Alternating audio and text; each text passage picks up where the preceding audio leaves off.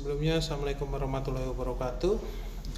Pada kesempatan kali ini kita akan belajar tentang konsep dan aplikasi probabilitas dalam manajemen.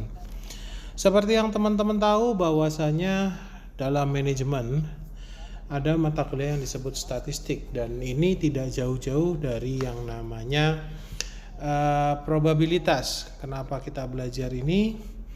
Karena agar kita dapat memahami tentang kemungkinan-kemungkinan yang terjadi dan kita dapat memprediksi untuk meminimalisir resiko yang mungkin terjadi di dalam sebuah tindakan bisnis. Baik, pada kesempatan yang pertama kita akan belajar tentang sebuah eksperimen. Eksperimen adalah sebuah proses yang menghasilkan satu ataupun lebih hasil. Contohnya saat kita melempar dadu, menarik kartu dari deck, ataupun saat kita melempar sebuah koin. Eksperimen sendiri ini ada dua jenis. Yang pertama adalah eksperimen acak, dan yang kedua ada yang disebut dengan eksperimen deterministik. Jadi eksperimen acak ini adalah percobaan ataupun pengujian yang hasilnya tidak bisa diprediksi dengan pasti sehingga akan menghasilkan kemungkinan ataupun peluang tertentu. Contohnya saat kita melempar koin dan mencatat hasilnya. Hasil yang mungkin terjadi adalah muncul gambar ataupun angka. Kenapa kita bisa bilang acak? Kita tidak bisa memastikan hasilnya apakah akan gambar ataupun angka. Kemudian saat kita melempar dadu. Saat kita melempar dadu, kita juga tidak tahu nih hasilnya akan muncul angka 1, 2, 3, 4, 5, atau 6. Yang kedua, eksperimen deterministik adalah eksperimen ataupun percobaan yang hasilnya bisa diprediksi dengan pasti. Jika semua kondisi dan faktor mempengaruhinya kita ketahui. Dalam eksperimen ini tidak ada unsur acak dan hasilnya selalu sama setiap kali eksperimen dilakukan di bawah kondisi yang sama. Contohnya saat kita menjatuhkan bola dari ketinggian tertentu. Saat kita menjatuhkan bola dari ketinggian tertentu dan mencatat waktu yang dibutuhkan bola untuk mencapai tanah, kita akan mendapatkan hasil yang sama tiap kali kita melemparkan bola tersebut. Hal ini dikarenakan waktu yang dibutuhkan bola untuk jatuh itu dapat kita hitung berdasarkan hukum gravitasi. Yang selanjutnya kita akan belajar tentang kejadian. Kejadian adalah suatu hasil ataupun sekumpulan hasil dari sebuah eksperimen. Jenis kejadian itu ada dua. Yang pertama ada kejadian sederhana, yakni kejadian yang memiliki hasil tunggal. Misalnya saat melempar dadu dan mendapatkan angka 3. Merupakan sebuah kejadian sederhana. Dan hasilnya tunggal. Ya 3 ya cuma 3 aja gitu ya. Beda dengan kejadian majemuk.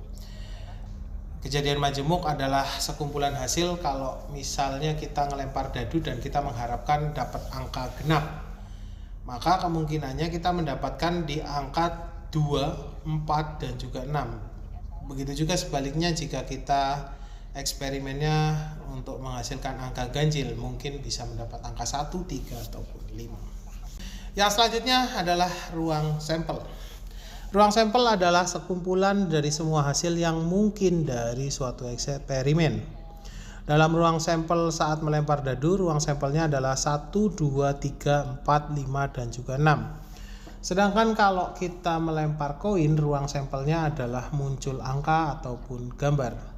Begitu juga saat kita mengambil sebuah kartu dari deck, kemungkinan munculnya 1 sampai 10 dari setiap gambar ataupun gambar jack, queen, dan juga king dari tiap-tiap gambar kartu. Ada clove, heart, diamond, sama spade ya, skop.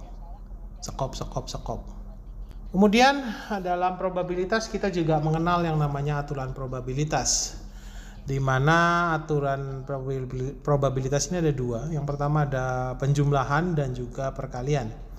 Pertama kita akan bahas tentang aturan penjumlahan probabilitas. Aturan penjumlahan probabilitas sendiri ada dua, yakni peristiwa saling lepas dan juga peristiwa kontinu.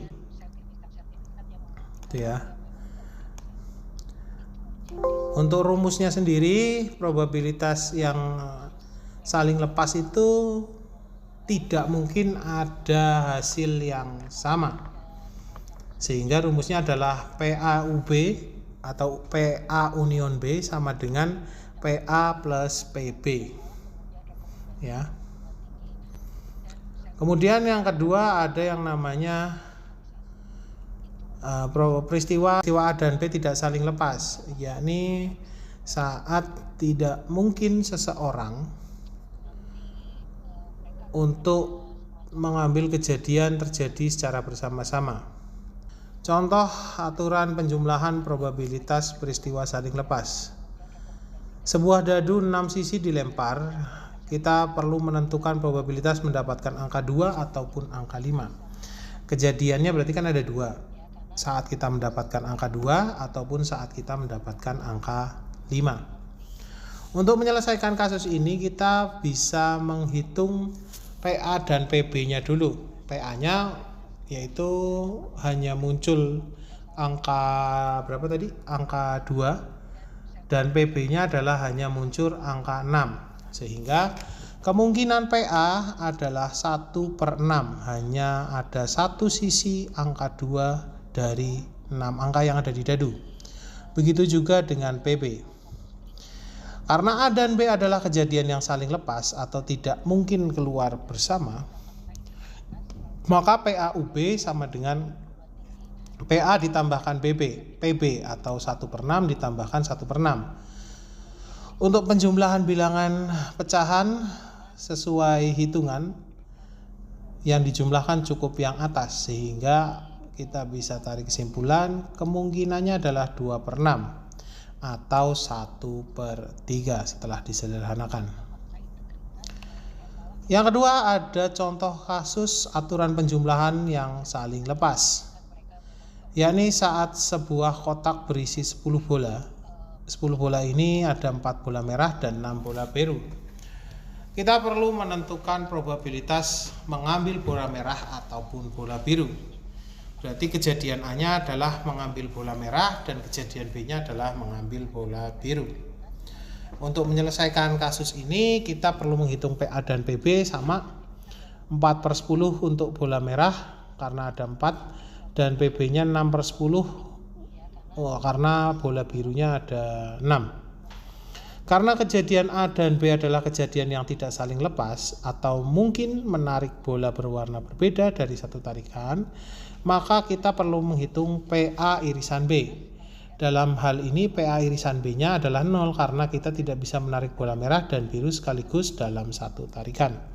Sehingga dari soal ini kita bisa menggunakan aturan penjumlahan PA union B sama dengan PA ditambahkan PB dikurangi PA NB. Jadi kemungkinannya adalah 1, 0,4 tambah 0,6 dikurangi 0 sama dengan 1. Pada contoh pertama kita bisa menemukan bahwa probabilitas mendapatkan angka 2 ataupun 5 adalah 1/3.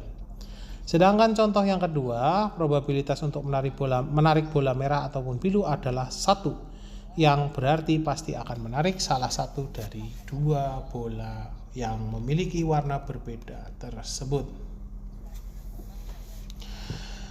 Yang selanjutnya kita akan belajar tentang aturan perkalian probabilitas. Untuk dua kejadian A dan B yang independen atau kejadiannya tidak saling mempengaruhi satu dengan yang lain, PA NB sama dengan PA dikalikan PB. Sedangkan untuk kejadian A dan B yang bergantung atau saling mempengaruhi, maka PA NB sama dengan PA dikalikan PB